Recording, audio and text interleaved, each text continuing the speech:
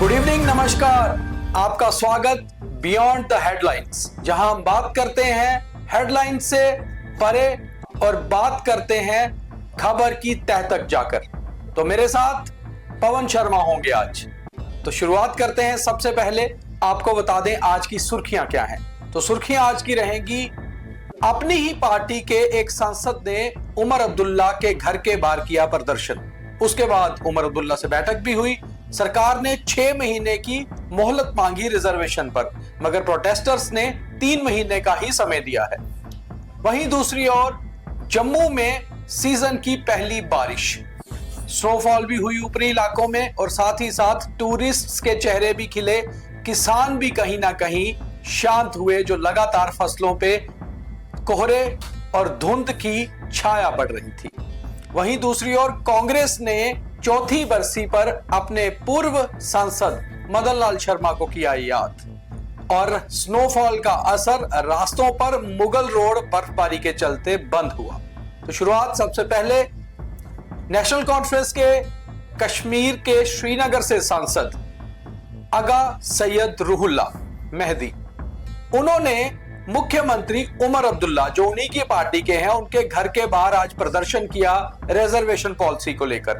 और सिर्फ ये प्रदर्शन उनका नहीं था, उनके साथ साथ पीडीपी के विधायक भी शामिल हुए परा, और साथ ही साथ महबूबा मुफ्ती की बेटी इल्तिजा मुफ्ती भी उस प्रोटेस्ट में शामिल हुई। तो कहीं ना कहीं रिजर्वेशन को लेकर मुद्दा गर्मा रहा है। पवन जी, क्या कहेंगे आप? देखिए जी, एक बहुत ही अच्छा मुद्दा है। इसके ऊपर प्रोटेस्ट होना चाहिए, सरकार के ऊपर दबाव होना चाहिए। जो पॉलिसी नहीं आई थी उसमें 70% रिजर्वेशन दे दी गई है, 30% ओपन मेरिट पे रखा गया है। परेशानी लोगों को है। अब देखिए, कश्मीर के भीतर अगर नेशनल कॉन्फ्रेंस, पीडीपी, एआईपी या दूसरे जो लोग जीते हुए हैं, जिसमें तमाम जो इंडिपेंडेंट हैं वो भी अगर एकजुट हो गए हैं और जुनेद मट्टू जो हैं वो भी वहां पहुंचे हैं प्रोटेस्ट करने, इट मीन्स कि कश्मीर की सभी राजनीतिक दल जो हैं वो इस पॉलिसी के खिलाफ हैं। तो जम्मू में भी इसके खिलाफ लोगों ने आवाज उठानी चाहिए, भले ही भारतीय जनता पार्टी के लोग, क्योंकि तमाम जिन इलाके में जम्मू संभाग से जो भारतीय जनता पार्टी के 29 विधायक जीते हुए थे, वो तमाम इलाके में ओपन मेरिट के लोग बहुत ज्यादा हैं। तो इन लोगों की आवाज को भी उठाना चाहिए और सरकार पर दबाव बनाना चाहिए। इस पॉलिसी में संशोधन बहुत जरूरी है। आप इतनी परसेंटेज दे रहे हो, हालांकि अभी आपको ओबीसी का भी क्राइटेरिया अगर बढ़ाना है तो उसके बाद कहां जाओगे आप? आपके पास कुछ नहीं बचेगा।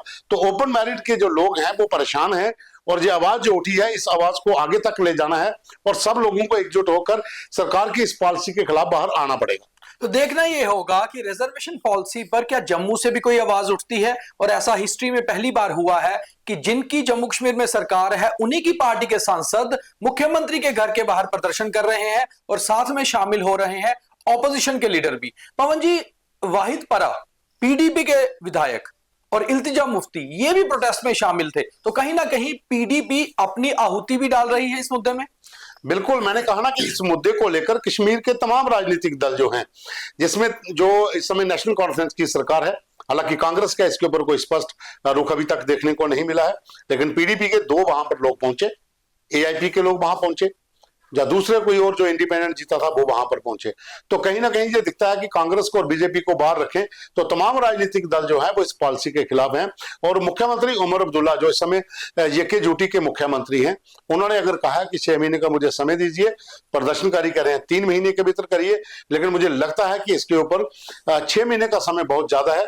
आपको 3 महीने के अंदर इस पॉलिसी के ऊपर बात करनी पड़ेगी, क्योंकि बहुत सी पोस्टें अभी और निकलने वाली हैं। अगर 6 महीने का समय लेते हैं तो बहुत सी पोस्टें बाहर निकल जाएंगी, उसके बाद ओपन मेरिट वालों के पास बचेगा क्या? तो इसलिए आवाज उठनी चाहिए और एकजुटता के साथ, सियासत नहीं चाहिए इसके ऊपर। ये ना हो कि एक सियासी हथकंडा बन जाए और अगले साल फिर चुनाव का इंतजार करें। रिजल्ट आना चाहिए, सभी लोगों को एकजुट होकर। रिजर्वेशन के ऊपर हमारा खास कार्यक्रम विचार विमर्श देखिए 9 बजे, जिसमें हमने बात की है कि क्या यह मुद्दा सिर्फ पॉलिटिकल स्टंट है या फिर पब्लिक इशू भी है। क्योंकि है तो ये पब्लिक इशू, मगर उसके ऊपर क्या बातचीत हो रही है। और बड़ी बात यह है कि प्रोटेस्ट करने के बाद सांसद, उनके साथ छात्र नेता, ये सभी मुख्यमंत्री से भी मिले। मुख्यमंत्री ने ट्वीट करके भी ये कहा कि मैंने इनको 6 महीने का समय दिया है, मगर कहीं ना कहीं प्रोटेस्टर्स का कहना है कि 3 महीने का समय ही काफी है और सरकार को इसके ऊपर अपना रुख साफ करना होगा। पवन जी, इसमें एक बड़ी बात और है, 9 दिसंबर को एक सब कमेटी बनाई गई थी जिसमें 3 कैबिनेट मंत्री थे, सतीश शर्मा, सकीना इत्तू, जावेद राणा। अभी तक उसकी एक भी बैठक नहीं हुई। तो सरकार कितनी सीरियस है इसको भी देखना होगा। मैंने पहले कहा ना कि सियासी हथकंडा मत बनाइए। अगर आपने सब कमेटी बनाई थी तो 3 लोगों के साथ मीटिंग करिए। उन्होंने क्या वेरीफाई किया, क्या लोगों से बात की, किस लोगों के पास वो पहुंचे कि कौन कौन से इससे प्रताड़ित हैं, कौन लोग इससे नाखुश हैं, कौन खुश हैं, उन लोगों से बात करिए। कोई रिपोर्ट तो तैयार करते हैं, लेकिन आपने तो बैठक तक नहीं की। इट मीन्स ये लगता है कि आप उसके ऊपर सियासत ना करें, मुद्दे के ऊपर बात करें और लोगों की बात करें। गेंद अभी भी सरकार के पाले में है क्योंकि सब कमेटी में तीनों कैबिनेट मंत्री उमर अब्दुल्ला सरकार के ही हैं। और अब वो कैबिनेट जो सब कमेटी बनी है वो बैठक कब करेगी, रिपोर्ट क्या देगी, ये देखना बहुत अहम होगा। क्योंकि जब रिपोर्ट आएगी तो वो रिपोर्ट लेफ्टिनेंट गवर्नर के पास भी जाएगी और फिर ये पता चलेगा कि आखिर रिपोर्ट में है क्या। और उसके बाद फिर एलजी प्रशासन या फिर केंद्र सरकार जम्मू कश्मीर की रिजर्वेशन पॉलिसी के ऊपर क्या मत रखती है, ये देखना बहुत अहम होगा। और उन सब में उमर अब्दुल्ला क्या रोल निभाते हैं ये भी देखना होगा। तो लोगों की नजरें अब सरकार और गवर्नर हाउस दोनों की तरफ हैं कि आखिर वहां से इस सब के ऊपर क्या आता है। मगर सबसे पहले सब कमेटी की रिपोर्ट बहुत ही अहम मानी जाएगी। कांग्रेस की बात करते हैं।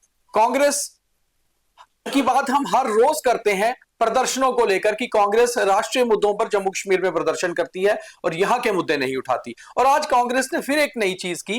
कांग्रेस ने चौथी बरसी पर अपने पूर्व सांसद और बड़े नेता रहे जम्मू के मदन लाल शर्मा को याद किया। और बड़ी बात यह है कि उनकी चौथी बरसी थी। क्या पिछली 3 बरसियों पर भी उनको कांग्रेस दफ्तर में याद किया गया, श्रद्धांजलि दी गई, ये देखना बहुत अहम है। तो आज कांग्रेस के बड़े नेता शहीदी चौक कांग्रेस के दफ्तर पहुंचे थे और वहां पर मदन लाल शर्मा जी को श्रद्धांजलि दी गई।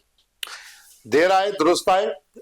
मुझे नहीं लगता कि पहले कभी ऐसा कोई कार्यक्रम हुआ होगा, लेकिन 4 साल हो गए हैं आज के दिन जब डेथ हुई थी, उस दिन को आज यहाँ पर श्रद्धांजलि दी गई, अच्छा लगा। और उसी तरह से कांग्रेस के साथ साथ तमाम जो जिला कांग्रेस के ऑफिस हैं वहां पर भी हुआ है। एक्स सर्विसमैन जो सेल है अखनूर में, उन्होंने भी किया, ठंगर में उन्होंने भी श्रद्धांजलि दी। तो कहीं ना कहीं मदन लाल शर्मा जी की जो योगदान था उसको भूल तो नहीं सकते, पर खैर आपने याद किया, अच्छी बात है।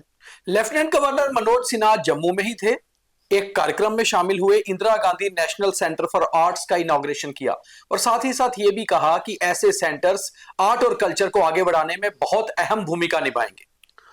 देखिए, जम्मू कश्मीर की कला संस्कृति को बढ़ाने के लिए केंद्र सरकार की तरफ से जो प्रोजेक्ट्स यहाँ पर किए गए हैं उसमें सिंगिंग आर्ट अकेडमी, उसके अलावा जितने भी कल्चरल ट्रूप्स हैं, जम्मू कश्मीर का आर्ट एंड कल्चर अकेडमी, और जो सब एलजी के अधीन सारे विभाग हैं और उनकी तरफ से आए दिन ऐसे प्रयास होते हैं। जम्मू महोत्सव किया जा रहा है, ट्रेड फेस्टिवल्स लग रहे हैं, एग्जीबिशंस लग रही हैं।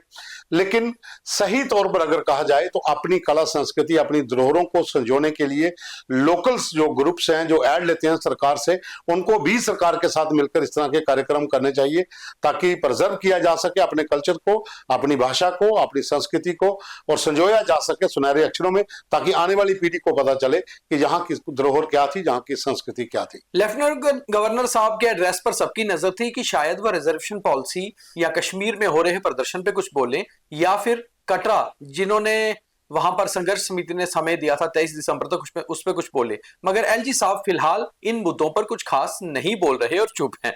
तो आगे बढ़ते हैं, जम्मू के मौसम की बात करते हैं। फिलहाल जम्मू में आज सीजन की पहली रेनफॉल, पहली बारिश हुई। जम्मू का पारा तो नीचे आया, 6 से 7 डिग्री तक आज पारा जो है दिन का रहा।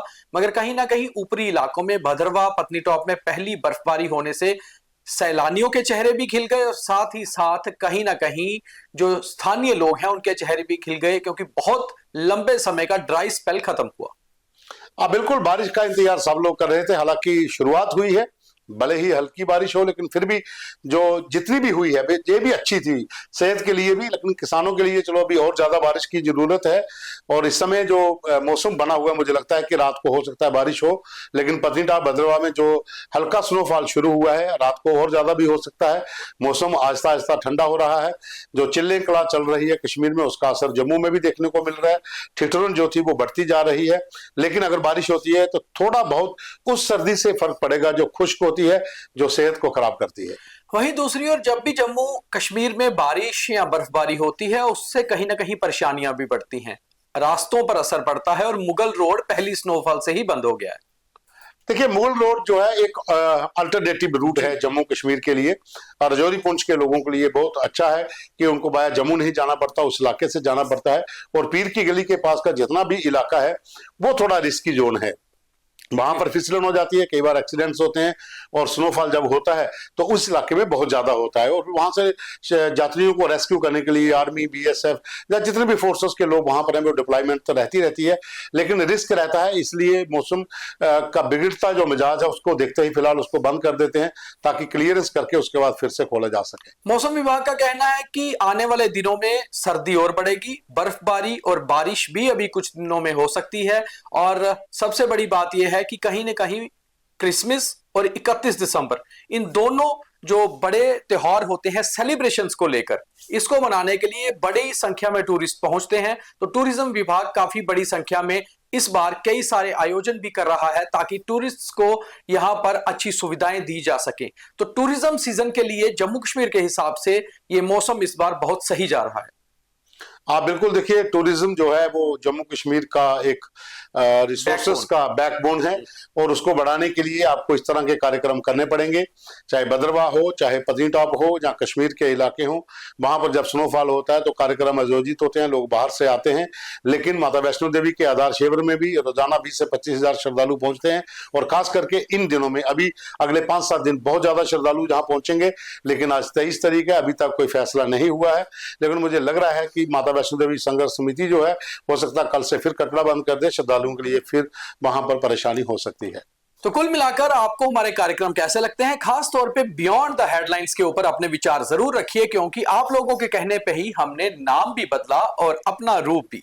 तो कुल मिलाकर हमारी कोशिश ये होती है कि हेडलाइंस तो आप सारा दिन देखते रहते हैं, मगर उसके पीछे की कहानी क्या है वो हम आपको विस्तार से बता पाएं और समझा पाएं कि आखिर जम्मू कश्मीर में चल क्या रहा है।